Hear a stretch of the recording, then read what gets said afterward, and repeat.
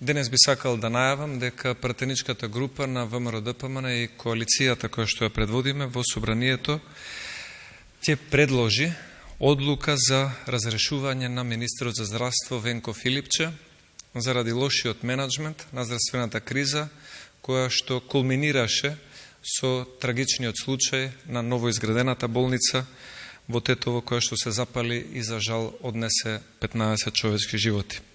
Оваа предлог одлука ја засноваме на членот 68 од Уставот на Република Македонија, а слична таква предлог одлука доставиле оние кои што денес ја критикуваат, односно пратеничките групи на СДСМ и НСДП во 2013 година, 25. октомври, врз основа на овој член доставиле предлог одлука за разрешување токму на оваа уставна норма. Она што го кажа председателот на собранието, Талат Џафери, дека тој ќе одбие на ваква предлог одлука како неоснована, ние имаме едно прашање за господинот Џафери. Дали господинот Џафери е избран од граѓаните, кои што треба да ги штитиме, или е тој избран за да ги штити министрите?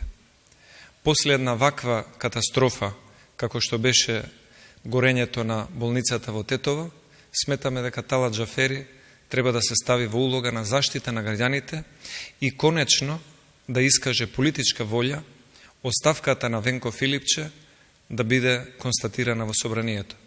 Бидејќи после на ваква катастрофа, најмалку што може собранието да направи за граѓаните е да ја констатира оставката на Филипче, а потоа истражните органи да си ја водат работата кон тоа дали и кој сноси кривична одговорност. Има и прашања зошто не поднесовме интерпелација за Венко Филипче, што е исто така уставна и деловничка можност. Одговорот е едноставен. ВМРО-ДПМН пред 3 години поднесе интерпелација против тогашниот министер за култура Роберт Аладјозовски. И таа интерпелација Талат Џафери 3 години ја криеше во фиок. Никогаш не дојде на дневен ред. Имаме уште неколку тековни интерпелации поднесено против министри од актуелната влада и Талат Џафери се уште ги чува во фиока и не се дојдени на дневен ред. Затоа не сакавме да си играме со ваквите можности, затоа што Талат Џафери се поставува како заштитник на министрите, како да е министер во владата, а не председател на собранието како граѓански демократски дом. Затоа цениме дека ова катастрофа во Тетово кон жртвите, нивните роднини, но и кон сите пациенти и граѓани треба да ја завршиме со констатирање на оставката на министерот Филипче тука во собранието и да се избере нов министер за здравство кој што ќе може на подобар начин да ги води работите во оваа криза.